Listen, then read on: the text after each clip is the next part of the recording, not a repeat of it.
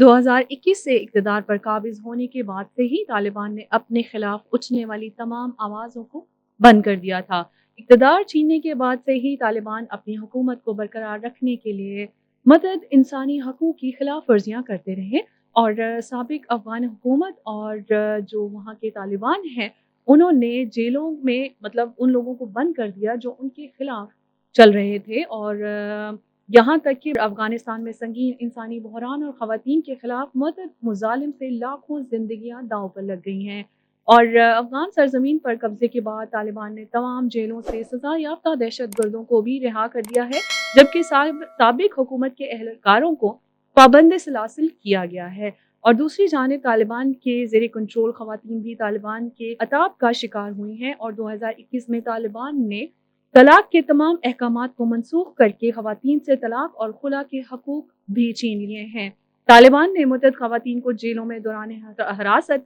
तशद्दुद और इज्तिमाई ज़्यादती का भी निशाना बनाया है और कत्ले-आम भी किया है। रिपोर्ट के मुताबिक साबिक़ हुकूमत के अफ़गान प्रोसिक्यूटर्स और जजेस में बड़ी तादाद ख़वातीन की है जो इंसाफ़ की मुंतज़िर है। आखिर कब तक तालिबान अफ़गान अवाम बिलख़ुसूस ख़वातीन पर ज़ुल्म और बर्बरियत जारी रखेंगे और आलमी इंसानी हकूक़ की तंज़ीमों की खिलाफ वर्जियाँ करते हुए इनको बुनियादी हकूक़ से महरूम रखेंगे। तो हम ये दुआ करते हैं कि अफ़गानी ख़वातीन के लिए कुछ न कुछ बेहतर वहाँ पर रूल्स एंड रेगुलेशंस बनाए जाएँ जिनको वो फ़ॉलो कर सकें और उनसे बुनियादी हकूक़ जो शरई हकूक़ हैं, वो ना छीने जाएँ और उनको ना सल्ब किया जाए। So lots of prayers for those women जो कि अफ़गानिस्तान में हैं और ज़ुल्म-ओ-सितम सह भी रही हैं और इंसाफ़ की मुंतज़िर भी हैं।